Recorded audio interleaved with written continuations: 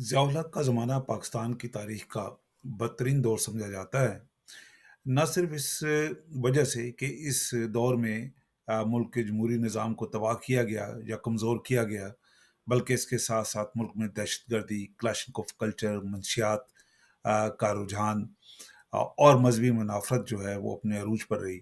और इस दौर की बाक़ियात अभी तक आज के फ़ी ज़माना हम भी अभी तक भुगत रहे हैं। कई नस्लें इस जहालत का शिकार हुईं, जो जहालत ज़िया उल हक ने इस कौम पे नाफ़िज़ की। ये सारे जो जो मैंने वजूहात बयान की हैं या जो उसके कारनामे बयान किए हैं, इनमें सबसे बड़ा जो नुकसान इस मुल्क को जो ज़िया उल हक ने पहुँचाया, उसकी डिक्टेटरशिप ने पहुँचाया, वो जो मुल्क के सेकुलर इंस्टीट्यूशंस थे, उनको उनका उसने इस्लामाइज़ेशन के नाम पे बेड़ा गर्क किया और उनमें तब्दीलियाँ करके मुल्क के पूरे निज़ाम को तहस-नहस कर दिया। और लगता अभी तो ऐसे है कि शायद आने वाले दौर में भी कौम जो है या मुल्क के अवाम जो हैं, वो इस काबिल नहीं है कि वो मिलकर इन तमाम तब्दीलियों को वापस कर सकें, जो ज़िया उल हक ने खराबियाँ इस मुल्क के कॉन्स्टिट्यूशन के अंदर, मुआशरे के अंदर, इकोनॉमिक पॉलिसियों के अंदर जो तबाही फेर दी है, उसको दुरुस्त किया जा सके। ये वो सारा ज़माना है जिसको ज़िया उल हक ने निज़ाम मुस्तफ़ा 1970 में एक तहरीक के नाम से मुल्लाओं के साथ मिलकर उसने एक निज़ाम मुस्तफ़ा की तहरीक चलाई।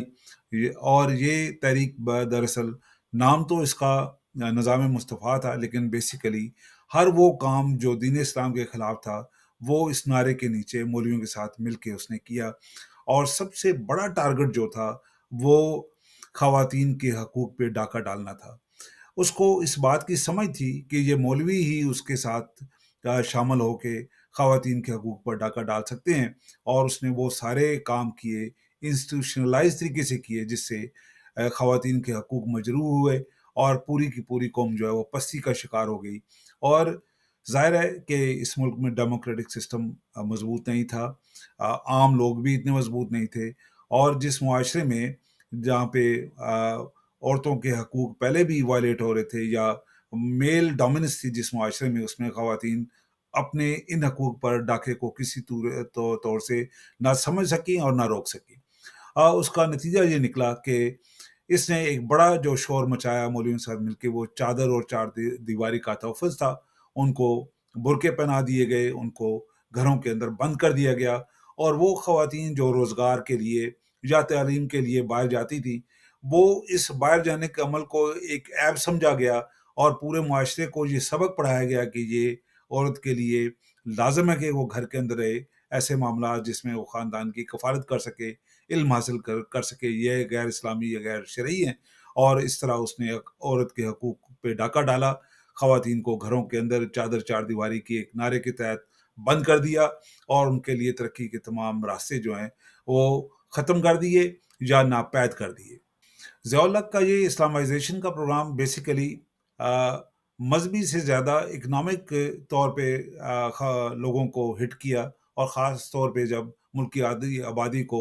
बेरोज़गार कर दिया गया, या उसको जाहिल रखा गया, या उसके लिए तालीम के तरक्की के मौक़े ख़त्म कर दिए गए, तो इकोनॉमिकली भी पाकिस्तान जो है वो पस्ती की तरफ जाना शुरू हो गया, जिसके असरात अब खुल के नज़र आ रहे हैं। ज़िया उल हक ने, जिस तरह मैंने पहले पहले ज़िक्र किया कि जो इंस्टीट्यूशनल अमेंडमेंट्स भी कर दी, और जो सेकुलर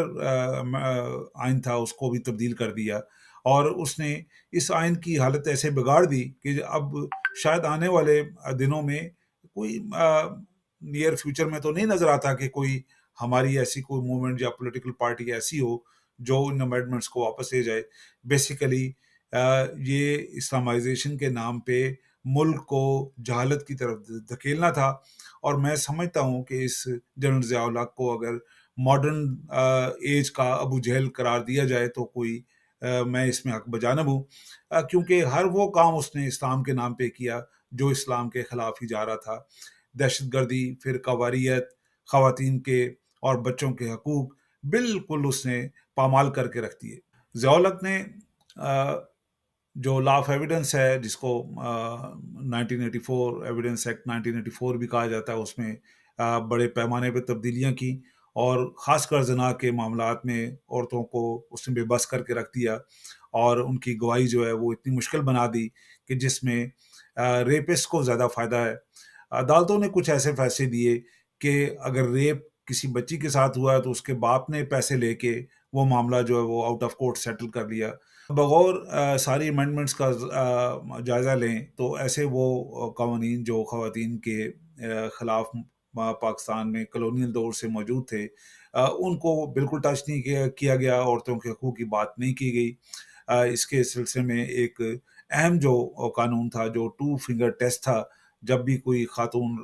ریپ وکٹم جو ہے وہ کورٹ میں جاتی ہے تو بجائے اس کے کہ اس کو حق دیا جائے، اس کے ریپسٹ کو کیفر کردار تک پہنچایا جائے، تو بجائے یہ کہ اس کو انصاف ملے، سب سے پہلا کوسچن اس کی اپنی ورجنٹی پہ آ جاتا تھا، اس کے اپنی کردار پہ آ جاتا تھا۔ اور یہ ٹو فنگر ٹیسٹ جو ہے انگریزوں کے زمانے سے انگریزوں کے فائدے کے لیے بنایا گیا، لیکن ہماری نہ عدالتوں نے اس کو چیلنج کیا، نہ ہماری جمہوری حکومتوں نے کوئی اس کی آواز اٹھائی۔ یہ قانون جو ہے ٹھیک ہے بنگلہ دیش اور انڈیا میں موجود تھا، لیکن انڈیا نے اس قانون کو 2013 میں ختم کر دیا تھا، جبکہ یہی قانون 2018 میں ٹو فنگر ٹیسٹ جو ہے یہ ابالش کر دیا گیا بنگلہ دیش میں، جبکہ پاکستان میں اس قانون کو چینج جو ہے 2021 میں کیا گیا، اور وہ بھی کورٹ کے ذریعے اس کو ابالش کیا گیا یا بین کیا گیا۔ تو عورتوں کے حقوق کی بات کرنے کے بجائے جو تھوڑے بہت عورتوں کے حقوق تھے ان کو وہ سلب کر لیا۔ اب جو عورتوں کے حقوق کے معاملے میں جو ایویڈنس ایکٹ میں جو تبدیلی کی گئی ہے، دیکھنا یہ ہے کہ یہ کس وقت عورتوں کو ان کے حقوق واپس کیے جاتے ہیں۔ اب وقت آ چکا ہے کہ خواتین کی جو نمائندہ جماعتیں ہیں ان کے ساتھ بیٹھ کر حکومتی نمائندے جو ہیں خواتین کے حقوق کے سلسلے میں جو بھی قانون میں امینڈمنٹس اولا کے زمانے میں ہوئی یا کلونیل ایج سے موجود ہیں ان کو بیٹھ کے ڈسکس کیا جائے، ان میں امینڈمنٹ کی جائے، خواتین کو ان کے حقوق دیے جائیں، خواتین کے لیے ورک پلیس جو ہے وہ ایک محفوظ جگہ بنائی جائے، خواتین کے سفر میں جو رکاوٹیں ہیں وہ دور کی جائیں، اور ملک کی جو آدھی آبادی جو خواتین پر مشتمل ہے ان کے حقوق کو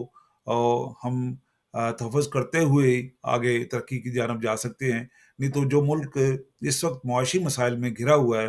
وہ صرف وجہ یہ ہے کہ آدھی آبادی کو ہم نے اپاہج کیا ہوا ہے، اور اس آدھی آبادی کو نہ صرف ہم نے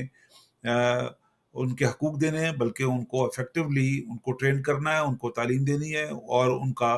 جو عمل دخل ہے سوسائٹی کی ترقی میں وہ بھرپور طریقے سے تاکہ وہ انجام دے سکیں، اور ملک میں جتنے بھی قوانین ہیں جو خواتین کو کے حقوق میں رکاوٹ ہیں یا رکاوٹ بنے ہوئے ہیں ان کو دور کرنے سے ہی معاشرہ جو ہے وہ ترقی کی طرف جا سکتا ہے۔ اور ہم اگر اپنی خواتین کو عزت دیں گے تو پھر ہی ہمارا ملک یا ہمارا معاشرہ دنیا میں ایک عزت دار مقام حاصل کر سکتا ہے۔ میری ویڈیو کو لائک کریں، سبسکرائب کریں اور اپنے کمنٹ سے ضرور آگاہ کریں۔ بہت شکریہ۔